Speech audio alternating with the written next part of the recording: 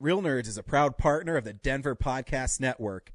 In the shadow of the mountains, we speak. Hello, everybody. I'm JD Lopez, the host of Left Hand Right Brain. It's a free-flowing, wide-ranging conversation that I have with artists doing interesting and creative things here in Denver and beyond. We talk about their personal stories, break down their creative process, and what motivates them. Spoiler alert, it's mostly spite. We talk about all these things and more while kicking back, cracking wise, and always having a good time. You can find old episodes and everything you need to know at lefthandrightbrainpod.com. Oh, hi, podcast listeners. There's many ways you can listen to the Real Nerds podcast. You can subscribe on iTunes. You can also subscribe on Stitcher Radio. You want to send us a Twitter message? You can do that. It's so easy, at Real Nerds. Like us on Facebook, Real Nerds Podcast. You can visit our website, realnerdspodcast.com, where there'll be a lot of articles for you to not only read, but to listen to our previous shows. You can also call us, 720-6nerds5. Thanks for listening, and enjoy the show. Hi, this is Jonathan Tiersten from The Perfect House and Sleepaway Camp, and you are listening to the Real Nerds Podcast.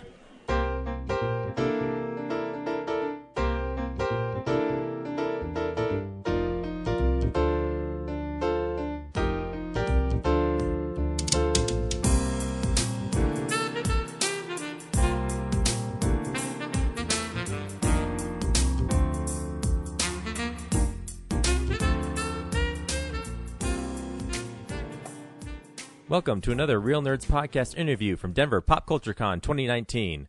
Hope you enjoy. Welcome to Real Nerds Podcast live from Denver Pop Culture Con 2019.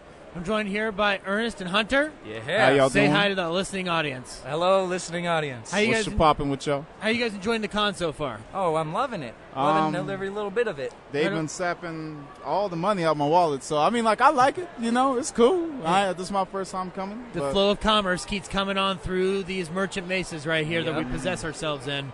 Yeah. So you guys wanted to talk a little Endgame. Yes. Yeah. And Endgame, Avengers Endgame, for those who don't know, which sounds impossible. So that's facts. Yeah. So, what you guys think? Endgame is in my opinion, the best way to wrap up 10 years of cinematic history. Could not agree more. You know, there's a lot of shows and a lot of movies that when it's in the trilogy base or when it's in the continuous base, it does not do them justice. Endgame, they did it. They did right. They did it right. They gave Captain America, I mean, like, I wasn't messing with him after what he did to Iron Man and Captain America Civil War. But, you know, he redeemed himself.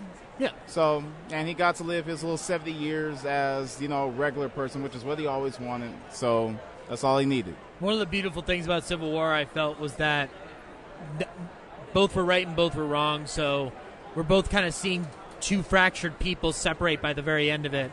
So, Endgame does exactly what Infinity War kind of sets up, which is get those guys back in a room together. Yeah. Because without them being united, the whole thing doesn't work. Which we have to give credit to the Russo brothers just for being able to take what had been built and just completely expand on it and be able to finish it properly. Because if it was anybody else, I think they would have mishandled it. Oh, that movie in my probably opinion. would have been a train wreck. Yeah. I mean, like, now I love First Avenger a lot, which is, I think it's a wonderful World War II movie, the kind that Joe Johnston did perfectly fine in The Rocketeer, and I think perfected with First Avenger. Now, granted, that's kind of a controversial statement, but First Avenger kind of like refines themes that The Rocketeer does.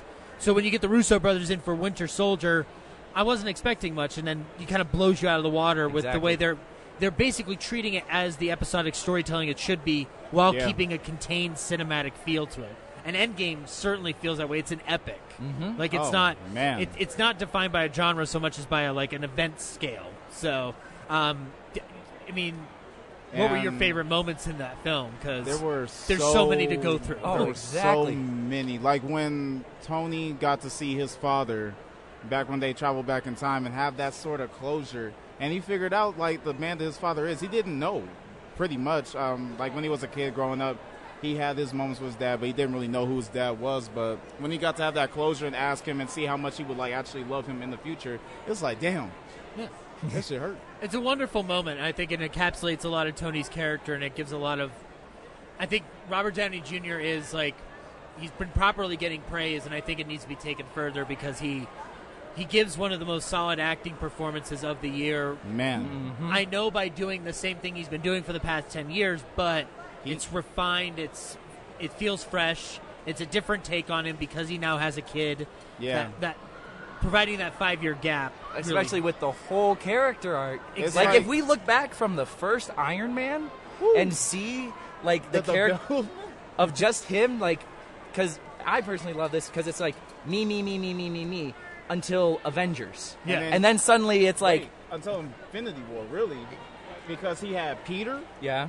He has all these other people that are relying on him. He threw his life on the line, and in Endgame, now he has a daughter. And the only reason any of that got set in motion, the time traveling, getting perfected, all of that, was only because he felt such a strong will to bring back Peter.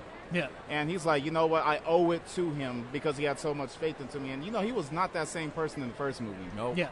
It's the cost of him being selfless. Yeah. It's kind of interesting when you think about it, how his selflessness ends up being his downfall. Yeah. Yes. I don't know. It's His heroic outing. That's Yeah. why he was so hesitant at first. yeah, exactly. I mean, he goes, but I mean, like Pepper says it clearly, which is just like, "It's okay, Tony. You can rest now." Yeah. I'm like, Yeah. oh God. That, Finally. And then she turned it off, and there was such a fucked up meme going around when she like actually turned off. Oh, his with the Harkin. internet? It was like a doo-doo-doo-doo. Really? Yes. They really did That's compare dark. it. I watched it and I was like, oh no, not again. I mean, you have Tony, and you know, we were talking about it prior to the start of the recording, but you've got Cap's arc, which wraps up beautifully in a way that I kind of didn't think they were going to go for. Like, the moment I see old Cap on a bench, I'm like, oh, God, he did it. Yep. He did it. Yep. He got to go Everybody back. was like, He's actually bold out of enough. all of them, don't He got- let him go. He got to be because- friggin' happy. I love it. Finally. I think Fat Thor needs to be talked about more. He's the unsung hero of this movie. Because everyone's like, oh no, like they downsized him. No. I Like, mean, he came in dual wielding. It's the if you conclusion of were- his arc. If you were in charge of your people and you like had a chance to like end it all and you completely miss it, how else are you going to react as a person? It's you know what it is? I've been calling it since the movie came out the most accurate portrayal of PTSD I've Literally. seen, because like PTSD, like when I see it portrayed, sometimes like they show the dour side, but there is like a somewhat tragic comic side to it, and he does it so well because he's just like, all he wants to do is like drink beer in his apartment and play video games, shut out the world, not care about anything else, and then he has to not only go back in time, travel with Rocket Raccoon into that venture, but also has to confront his mom and kind of like own up Talk to to something in her. himself. And it just by the time he reaches the end and he's just calling his armor to him, like he's at the fuck it point. Yep. Yeah. And then you've got him giving Valkyrie the throne Yep. at the end of it, which, I mean, I know it's to set up as Guardians of the Galaxy, but I'm like, he could have just walked off into the ocean and it would have been amazing to me. Yep. Yeah. It's an incredible performance. And I don't think people recognize how much pain this man like actually went through. Like his first movie, lost about a fourth of his people. Second movie, lost a good grip of his people. Third movie, literally lost half of them when Thanos invaded their ship. Thanos snaps his finger, loses another half of his people. There's about like 400 of them at this point. Yep. I think the And- theme of the Thor movies is that he's not a good king, but he is essentially. but he's a great person, and that's the difference in that whole scenario. I liked how Ant-Man was utilized much more around this time. Yeah. I mean, they gave him a lot more functionality than I think they've given him, even in his own films sometimes. Yeah. He's a very proactive character, which I appreciate. Yeah, they finally utilized him in my eyes like more properly, because obviously like if Hank hadn't been snapped away, Yeah, they they- would go straight to him. Yeah, it would just been a Michael Douglas cameo. But everyone's just like, oh yeah, Ant-Man's Ant-Man. No, Ant-Man kind of started this whole thing, and if it wasn't for him having his crazy They'd still be time sitting here heist, depressed. yeah, that time Having heist their idea, little everyone would meetings. still be gone away. One of our co-host Brad here says that rat is one of the most heroic rats in years, because he's the one who gets Scott Lang out of that time that quantum realm. Ratatouille comes in clutch. Oh God, it's all connected to Disney. They don't own you yet, do they? No, I don't think so. Okay, I don't right. think so. I mean, we're still for sale. So Disney, if you hear this, yeah, it's exactly like a podcast and two other Shit, if they guys. offer who the were- right I amount got of money, student they loans to can- pay for. I'll be in your moves. Put me in. And then Hulk. How do you feel about him merging the two? I mean, it's happened in many I comics. was fine with it because Okay. at the end of the day, He was the only one strong enough to I make the needed an decision. arc out of him that didn't require a solo film because we weren't going to get that solo film because of Universal's wrapped up interests in Hulk. Yeah. Yep. So to give him kind of an arc to close him out, I thought was perfect. And the only time it took me aback was when he was doing the selfie with the kids. But then I realized, no, this is amazing. This is cute. I love it. Yeah, it's So, funny. It was for the families, and it's one of those things you go through the process and you're like, no, this is amazing. Stop second guessing yourself. remember when he did the dab? This is fine. That's fine. We can move past this. Yeah, I find it interesting that Professor Hulk is into the cannabis culture, if you know what I mean. But you know what? You know what though? I'm glad he's found something to make him calm. Yep. It actually leads to a great moment in the film when he's supposed to pretend to be the Hulk in New York City in 2012, and he's just seems kind of It's an amazing cinematic achievement. I'm glad you guys are passionate about it. Oh, absolutely. When you really look back on it, it has so much action, so much comedy. It's an emotional roller coaster. Everybody in the movie theater probably cried 2-3 times. It was. I'm just going to be glad 10 years from now, I can say that I was a fan for the first 10 years. Solidify the first 4 parts. Because whatever they do now, I'm going to be okay with it. It's But all right. this changed everything. Did you let's go back to 2008 for a second. Did you have to be coerced to do it the first time? To go into Iron Man and be like, I could go for a cinematic universe? Yes. Oh, really? I kind of was on board from the get-go. I was like, wow, this is going to be insane, and I can't wait to see what they do with it. I don't think I had any I didn't realize Well, what yeah, was going to we were- happen we- after watching that first. We were technically little kids when Iron Man came out. Yeah, Yeah. 2000. 8, so Whoa. Yeah. Depending on what time of the year, we was either 7 or 8, bro. yeah. Really? Yeah. So we So were. you got- I wasn't old enough to understand, and I was getting into the cartoons and the shows, and I had read the comics. I was like, wow, okay, they're making a movie. I've been waiting for this. See, now I feel old because I was 17 when I saw it. So, it kind of So bugged me he away got on 10 that. years on this. It's just So- been nuts because I'm in college right now, and But we got to wrap it up Yeah, here for a all right. minute. But really quickly, one last question. Uh-huh. What can top this now for the rest of the year? Damn, nothing. Is it Rise of Skywalker and nothing else?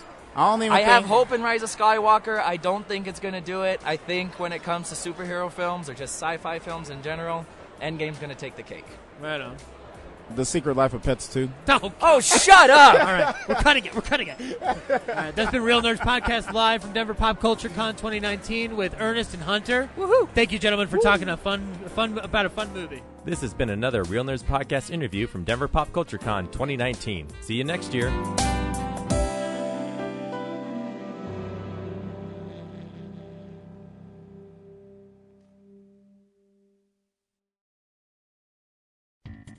Thank you for listening to this episode of Real Nerds Podcast. Real Nerds Podcast is a production of Nebulous Visions Multimedia. Thank you to Sparks Mandrill and Plan 9 Studios for our kick-ass theme song.